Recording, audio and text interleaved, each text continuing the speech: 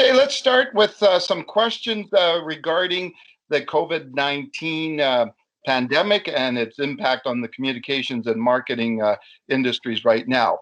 Why is a communication strategy important for businesses during this crisis?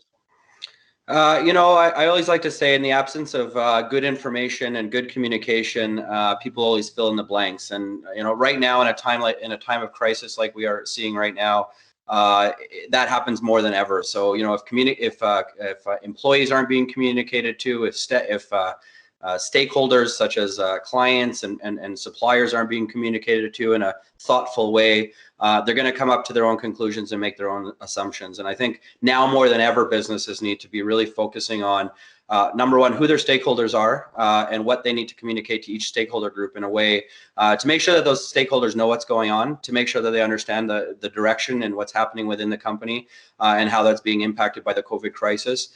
And so that they don't make their own conclusions and assumptions and start to create sort of toxic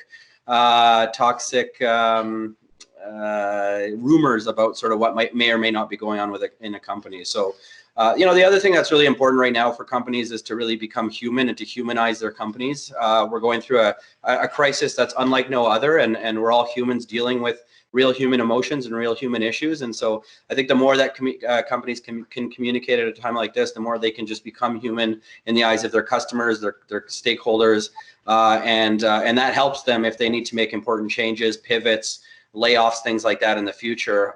Really robust communication right off the bat, humanizing the executives in a company will just help them to make those announcements and decisions in a more successful way.